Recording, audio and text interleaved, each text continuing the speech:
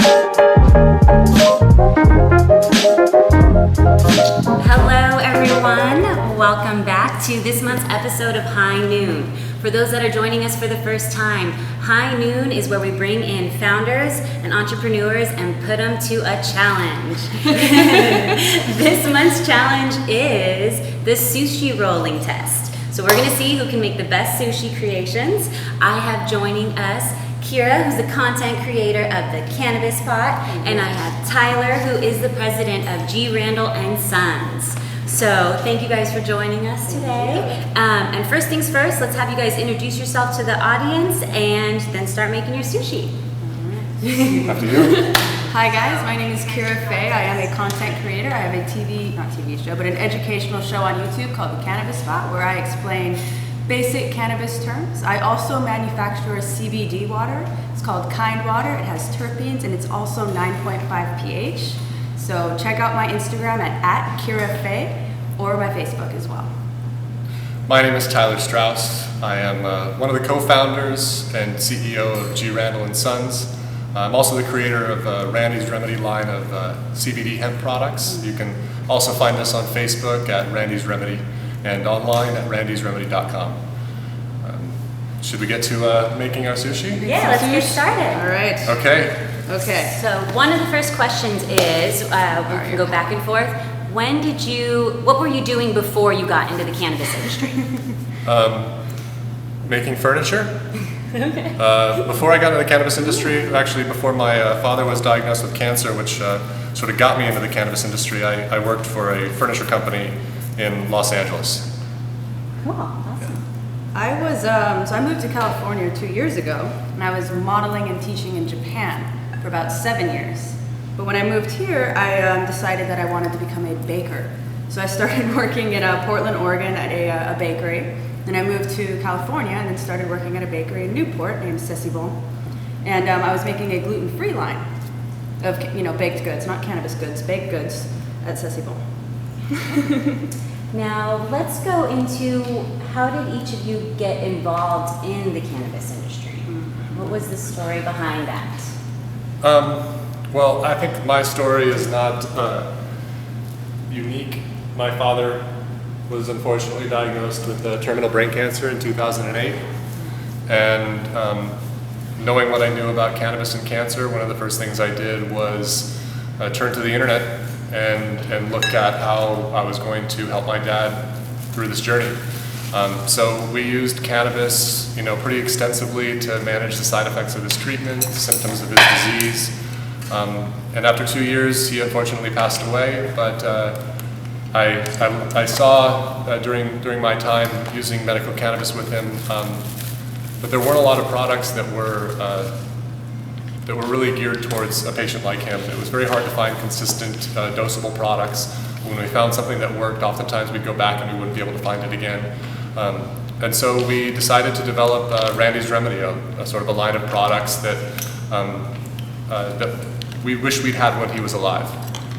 And then from there, I had the opportunity to work with medical cannabis doctors, growers, manufacturers, just trying to get an education, really, and that's sort of been the journey up to this point. All right, like super focused right now. I'm pretty distracted. This is crazy, yeah. So I joined the cannabis industry as a patient. I got very sick when I moved to America from Japan, and I was up to like 8 to 10 prescription pills, each pill helping the symptoms of the other pill. And then I was given a joint, and that was a canatonic joint, a 2-to-1. Smoked it, and everything just seemed to be a lot clearer. My appetite came back. I started gaining weight. I was able to go outside, which was amazing. I started working out, kind of building muscle in my physique, and I don't take any of those pills anymore. I don't have asthma anymore. I don't need my steroid inhaler anymore, which is amazing. I actually had one of those masks for sleep apnea because I couldn't breathe. My entire system was shutting down. And then I started working with Weed Maps, doing cannabis educational cooking shows, Cooking with Keira on Weed Maps TV. And I teach patients how to dose, how to work with cannabis and use cannabis in edibles. And then I brought my baking experience into that as well. So I made light stuff I used to make at a bakery, but I infused it. But yeah, that's how I started. Speaking of infusion, I think I'm going to infuse my roll a little bit. Ooh, that's a good idea. So I brought some of our daily remedy, and it's 10 mg per mil, which I think is about perfect for one roll. And it's got a nice infusion of terpenes as well. I've never done this before, so we're gonna have to wait and see how this turns out. We'll test that out. And so, can you actually share a little bit more about that? These remedies? So this is made using industrial hemp. We grow it in Kentucky under the provisions of the Federal Farm Bill and the Kentucky hemp program. We process it using CO2, and then we emulsify and infuse it with cannabis-derived terpenes. So we're really trying to get the best of both worlds. Our products are available to patients in all 50 states, and it's remarkably effective. We have had a tremendous feedback from people using it, and I think as Keira probably experiences it, it's all about that first time. There's nothing quite like getting someone to use cannabis for the first time and seeing that look wash over their face when all of a sudden they have that revelation that, oh my God, it actually works, it actually helps. And that's just a really exciting moment, and I wanted to be able to give that moment to as many people as possible. And as strong and as much as I advocate for medical marijuana in California, we are still at a place where it's federally illegal. A lot of people across the country don't have ready access to the kinds of products that we do, I think it's a responsibility that we should all, have to recognize that we got it real lucky. We're real lucky. We got it real good here in California, and that there are a lot of folks across the country who are struggling just for access, just for legal protections, let alone access. And so, yeah. Thank you for sharing that. So just a reminder for those streaming in, feel free to submit your questions and let us find out more about our guest, or if you want to learn more about the cannabis industry, please submit your questions. Or how to make sushi. Yeah. Tips. Don't ask that. Please don't direct that question to me, because I'm not sure I'm qualified. I think I got this. Well, let's go into Keira, your show, the Cannabis Pot. Tell us about that. What can viewers learn from watching that? So, as I said before, I basically go over very simple cannabis terms. I actually work at a dispensary part-time from the earth, really to get that knowledge of what patients are wanting to know, or what they need to know, or what they don't know. So I'm learning that microdosing isn't really a well-known thing, CBD isn't a well-known thing, THCV, the appetite suppressant cannabinoid. People are interested in all of these terms, they just don't know where to go to find them, or they don't have like one source to find them. So my episodes, they're like 3 minutes long. They're not very long. They're fairly short. I have graphics and pop-ups, so I try to keep it entertaining as much as I can. But I just go over like what's CBD, what's THC, how does that work in your body, what's the endocannabinoid system, what are terpenes? Very basic terms that, we know, as I said before, immersed in the industry, we're very aware of them, but patients just coming in from the mainstream pharmaceuticals, they don't know. So that's what my show really caters towards and what I'm trying to target right now. Yeah. Awesome. So we do have a question. Cedric asks you, Tyler, did you put terpenes in the sushi? And if so, what were the terpenes? So it's a blend of cannabis-derived terpenes. It includes limonene, beta-caryophyllene, myrcene, as well as a little bit of terpinolene and some other minor terpenes that give it its quality. It's sort of a proprietary blend, but we try and include all the major terpenes that are present in the cannabis plant. Myrcene, I love that one. Let's see. So the next question we have is, what upcoming events will you guys be at? I will be going to Vendor Sesh in LA, June 24th. Have you heard of that? Yeah. You looked at me. Yeah. So we'll both be there. We'll both be there. And that's in LA. And then I'm also going to the Cannabis Capital Network, and that will be in Temecula. So you can just check out my Instagram for more information on that, to be determined. But you're going to Vendor Sesh. That's awesome. Yeah, that's it. That's all we've got on our calendar right now. But we may be showing up in more places, so keep an eye out for us. Yeah. Cool. We have the next question is from B Edibles. What books do you guys recommend to learn more about terpenes? There's the pot book, which I have on display for my show, The Cannabis Pot, like the pot book. And I also have, what's that other one? Or maybe even a website too that you think is accurate as well. Oh, Leafly. Good God. Leafly, for sure. That's one of my go-tos. Yeah, terpenes have really begun to get people's attention, and there really aren't a ton of resources out there for cannabis terpenes. But the nice thing about terpenes is that many of them are not unique to cannabis, and so there's a lot of resources out there. All right, the new question. It looks like this one is about events. What is your favorite event you guys have been to? So I like going to networking events mainly. There's the Cannabis event here in San Diego. There's Vendor Sesh. Tyler and I will be going in June. And then there is also Cannabis Capital Network events in San Diego, OC, and LA, and now the Inland Empire. Tyler. My favorite event was actually not a cannabis event. A couple years ago, I had the opportunity to organize a panel for an association of clinical research professionals, and I had the opportunity to bring some pretty impressive folks in the cannabis, in the scientific cannabis space, to speak to a bunch of clinical research professionals, people who would not typically be interested in the cannabis industry, and that for me was what it's all about.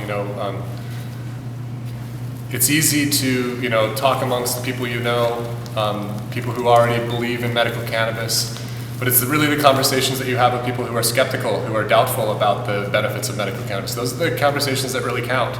And so having the opportunity to speak with people who are professional skeptics. These are people who are involved in clinical drug development. They take drugs from it might work to it's proven to work, and to get those people interested about this subject was really exciting, and probably one of the most memorable events I've ever been to.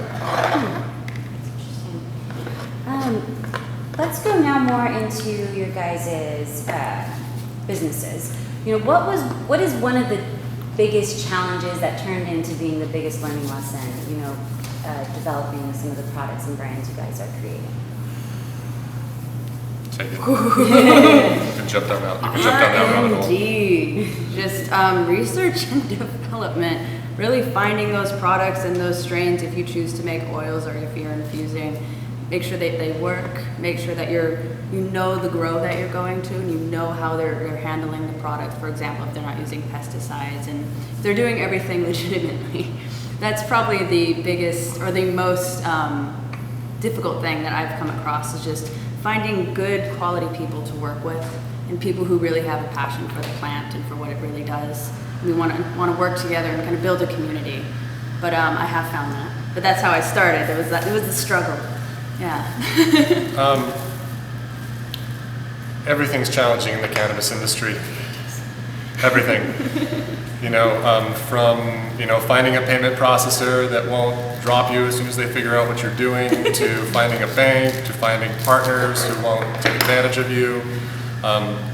It's really an industry where relationships are the most important thing, and anybody who's been around the industry long enough knows how difficult it is to keep those relationships on track.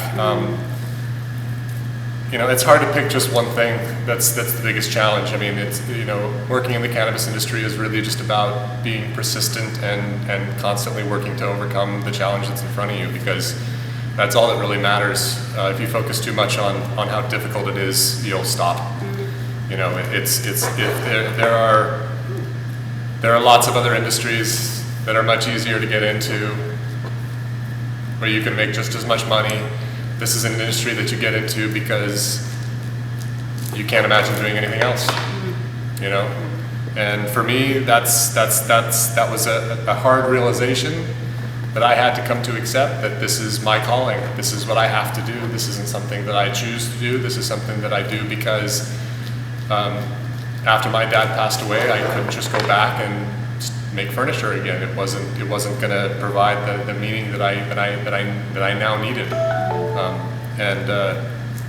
But it's honestly, the biggest challenges are really the smallest ones. Finding financing, finding service providers, especially in the sort of conventional space where you have to explain who you are, who you're not, what you're doing, why it's legal, why they should allow you to take your money and do business with you.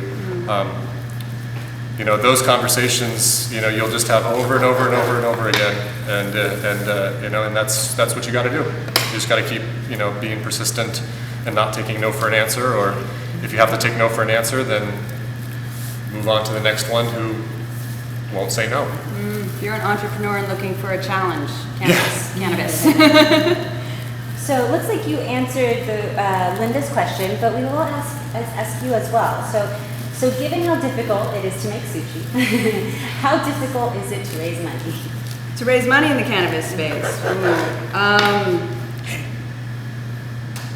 It actually resembles a sushi roll. Sorry, I know, I'm improving. Raise Raise money in the cannabis, like nonprofit? I think it's more of, if you have raised, or if you're going to be starting to raise funding for any of your companies or projects you have going on, or you haven't made that route yet, whatever it is. Fundraiser. Find a project, especially a topic that you're very passionate about. For example, I'm very passionate about pregnancy and cannabis. That would be one of them. Breast cancer as well. I've known many survivors in the cannabis space, and really focusing on that topic. And it's very relatable for most people. Even if cannabis is implemented in the conversation, it's usually ignored because it's such a general topic, it's such a big topic that affects a lot of people's lives, and a lot of people are understanding that cannabis does help with breast cancer, so they'll feel more comfortable getting involved with that. So I think fundraisers, because that kind of meets the concept of what cannabis really is. It's kind of a community builder. It's a healing plant. But I'd say fundraisers. Yeah. Well, I think and then Tyler, you guys have, it's not a fundraiser, but you have a crowdfunding campaign going on as well, right? The challenge of raising money sort of depends on exactly where you position yourself. Our hemp business is positioned slightly a bit different than state medical marijuana businesses. Our hemp business is actually currently raising equity through a website called Fundana, and this is a website a platform that was set up to take advantage of the new crowd equity laws surrounding, I think it was the Work Act, where you can now raise money online. And so we've got an equity fundraising going on right now. You can check it out on fundana.com and look for Randy's Club. But networking, talking to lots and lots of people, and really finding a way to connect medical cannabis with their story. These days everybody's been touched by cancer, and so when talking with investors, if you can learn more about their story and what's important to them, you can do a much better job of communicating the value and opportunity of your medical cannabis business, because at the end of the day, that's what people are interested in. How can they help you, and how can you help them?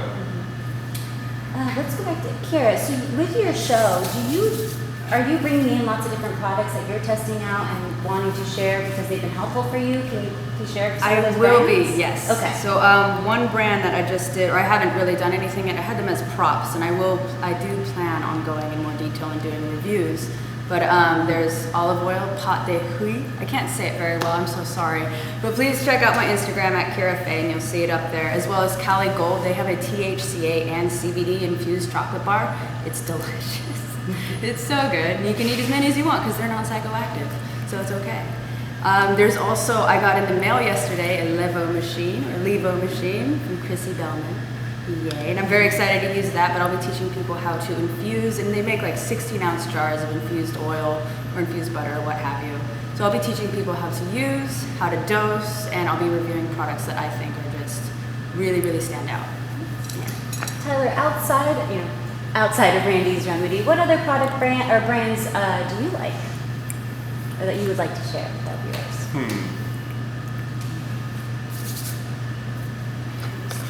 I like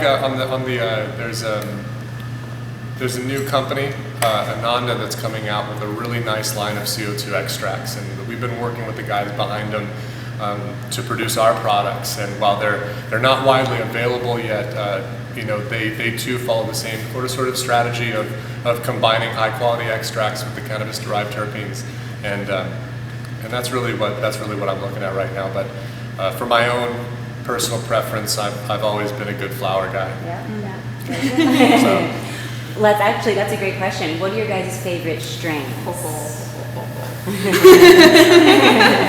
ahead. Cannatonic, that's my first strain I've tried, and it is forever my favorite.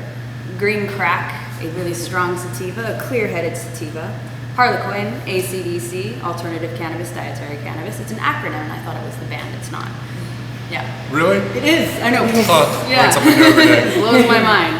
And then there's one more, and I'm trying to remember it, and I can't, and it's sad. Oh, Chem Dog. There we go. Yeah, Chem Dog. That's like asking me to pick my favorite child. It's easier for me to tell you which strains I don't like than which ones I do like. Let's do that. What don't you no, like? I'll tell you the ones that, the CBD strains these days have really taken me by surprise. There's a strain called Ringo's Gift that is just about the most uplifting, happy-inducing strain I've ever tried. You just can't feel sad after smoking it.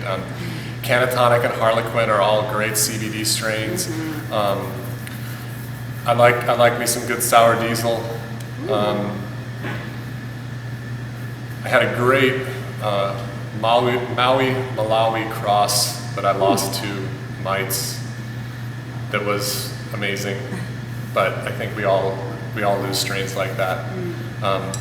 Blue Hog's Breath. Lost it. But yeah. Let's go back into a little bit more about both of you. Is there something either of you would like to share that our viewers have not asked or that I haven't asked you? Ooh, trying to think. Little side note, I am 2.5 months pregnant. So Yes. I did it. It was supposed to not happen. Apparently I was supposed to be infertile, so cannabis. I win. But I started a Facebook page, Pregnant in Cannabis, where I'm trying to really start the conversation because the topic's such a taboo. And I feel like it really shouldn't be. I think that we're all mature people here and we can have a conversation about it. And what I'm looking for is just anecdotal evidence or good articles that people want to share. It's just kind of really getting the topic out there, really talking about it, because it's such a... There's no research really around this topic at all. And from what the prescription pills that I'm looking at that they're thinking of prescribing me, for example, I've talked to my doctor about it, there's just no way that I'll be taking synthetic drugs. I prefer cannabis, and right now I'm not taking cannabis. It's been 2.5 months. That's okay. We'll still go. One of the things that we're really aim to do is try and bridge this gap between the sort of mainstream drug development world and this industry that we call cannabis. And one of the things that we have been doing here in San Diego recently is we've been working with some small contract research organizations, trying to get them interested in working with us to do clinical development of some of our next generation products. And so we're aiming at sort of optimizing the delivery of cannabinoids across the skin and mucosal membranes. And also, we're really just excited to get these people who have spent, their careers developing these products for industry interested and excited about the cannabis space, because, these are folks that I've said have a lot that they could contribute. And, to get them interested is really exciting. So before we let you guys, we're going to be getting off soon. So please tell us a little bit about the sushi rolls, and then I have one more question for both of you, and then we'll say goodbye. So the improvement. So this is going to be an infused salmon sushi roll with 10 milligrams of Randy's Remedy, and